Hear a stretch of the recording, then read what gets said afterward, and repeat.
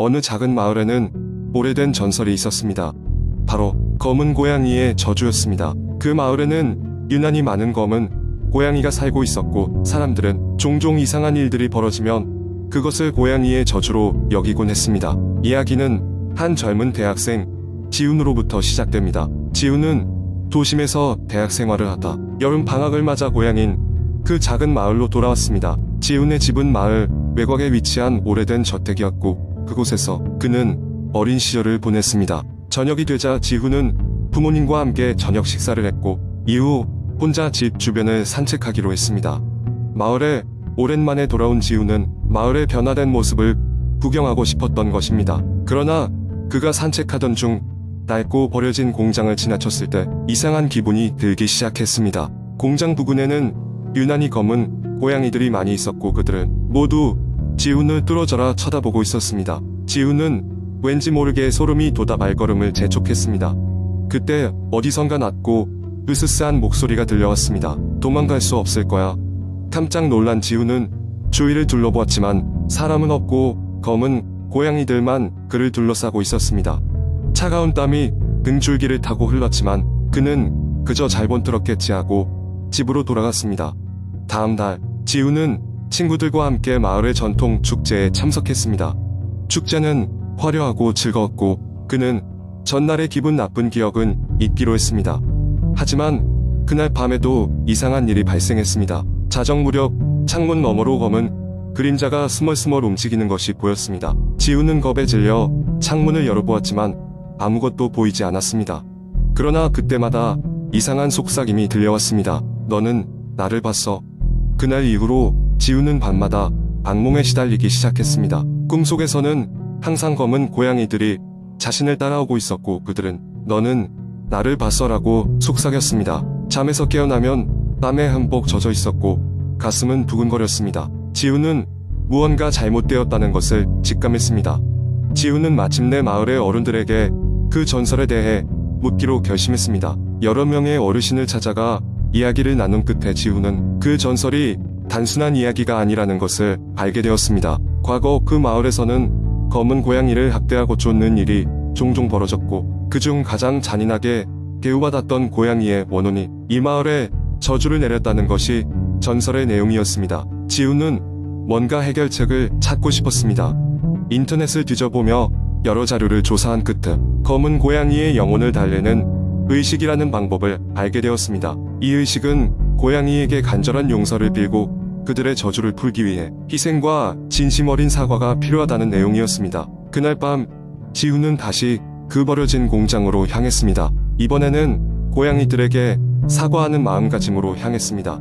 공장에 도착하자마자 검은 고양이들이 그를 둘러싸기 시작했습니다. 지훈은 무릎을 꿇고 그들에게 진심으로 사과했습니다.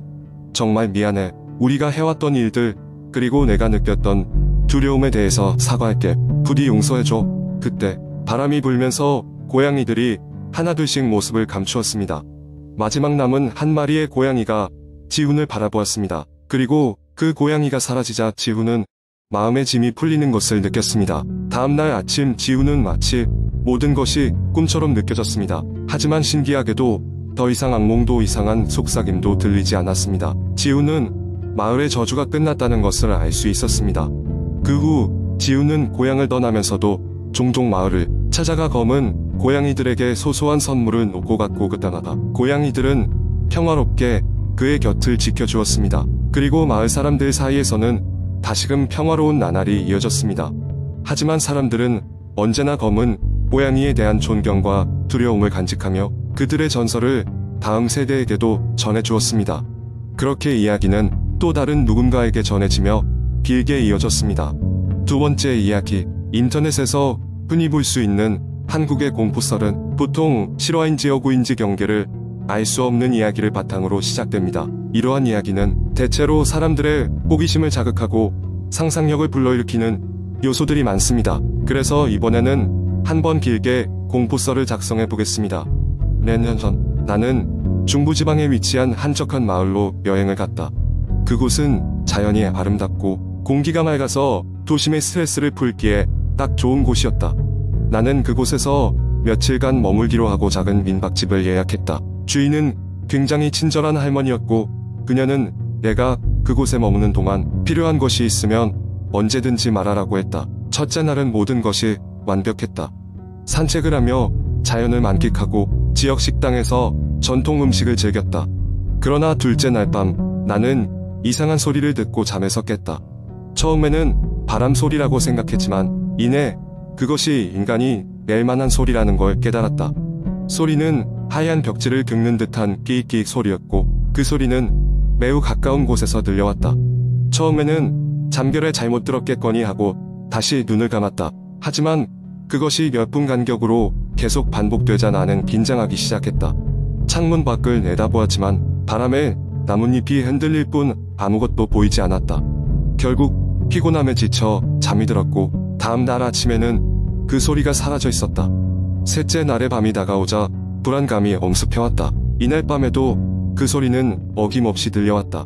더욱 무서운 것은 그 소리가 점점 더 가까워지며 나의 방 안에서 나는 듯한 기분이 들었다는 것이다. 나는 이불을 뒤집어 쓰고 겁에 질려 떨고 있었다. 그렇게 몇 시간을 넘기고 나서야 소리는 사라졌다. 아침이 되자 나는 도저히 호기심을 참을 수 없어서 할머니에게 이 이야기를 꺼냈다.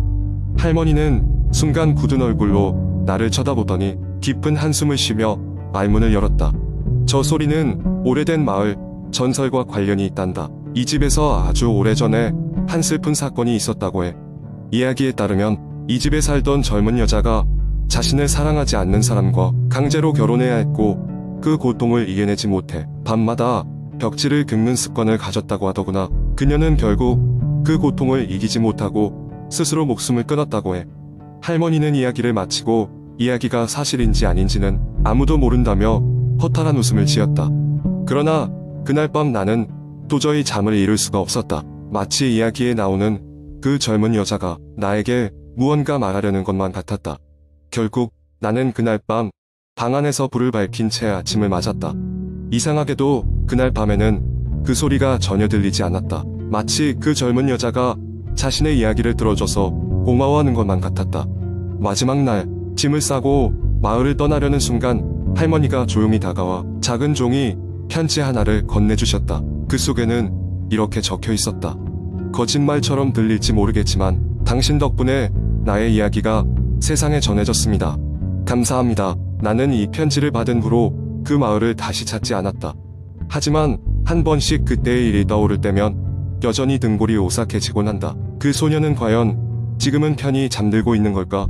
세 번째 이야기. 이 이야기는 몇 년 전 겨울밤에 벌어졌던 실제 사건을 바탕으로 한다. 그 당시 나는 서울 외곽의 작은 동네에 살고 있었는데 그곳은 주변에 산과 숲이 많아 밤이 되면 꽤나 어두운 편이었다. 그날은 유난히 눈이 많이 내린 날로 모든 것이 새하얗게 덮여 있었다. 그날 밤 나는 집에서 평소처럼 인터넷을 하며 늦은 시간을 보내고 있었다. 문득 창밖으로부터 이상한 소리가 들려왔다. 처음에는 바람에 나뭇가지가 부딪히는 소리라고 생각했지만 그 소리는 점점 더 분명해지고 있었다. 누군가가 내 집 주변을 맴도는 듯한 발자국 소리였다.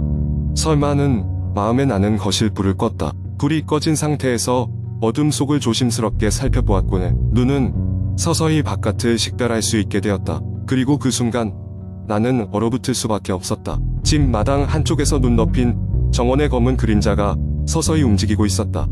누군가가 내 집 주위를 서성이고 있는 것이 분명했다. 나는 무서운 마음에 숨을 죽이고 더 이상 움직일 수 없었다. 그런데 더 심장 쫄깃한 것은 그 그림자가 마치 내 시선을 느끼기라도 한 듯 서서히 집 쪽으로 다가오기 시작한 것이다. 고요한 겨울밤 공기 속에서 눈 위를 걷는 발자국, 소리는 섬뜩하게도 내 쪽으로 점차 가까워지고 있었다. 두려움과 긴장 속에서 나는 침착해야 했다. 나는 최대한 소리가 나지 않도록 조심조심 뒷걸음을 쳤고 침실로 들어가 전화기를 집어들었다. 경찰에 전화를 걸어야만 했다. 그러나 막상 전화를 걸려는 순간 전화기는 전혀 반응하지 않았다. 이상하게도 몇 분 전까지만 해도 전원이 켜져 있던 전화기가 이제는 아예 전원이 꺼져 있었다. 나는 혼란스러웠고 초조했다.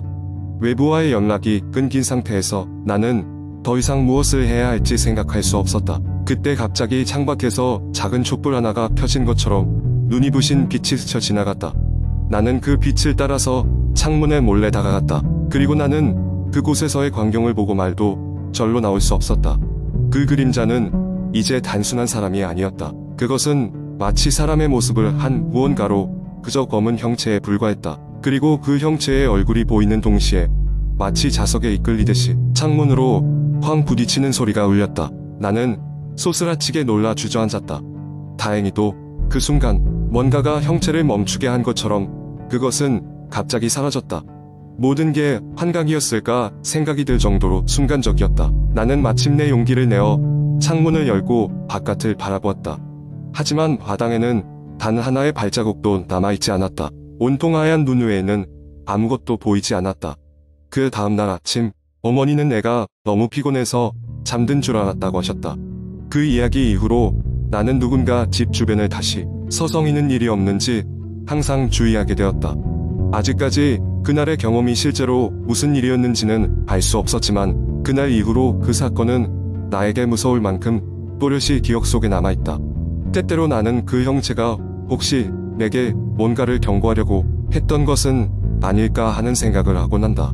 그리고 무엇보다도 그날 밤 그 형체가 전해주려 했던 메시지가 무엇이었을지 아직도 추측만 해볼 뿐이다.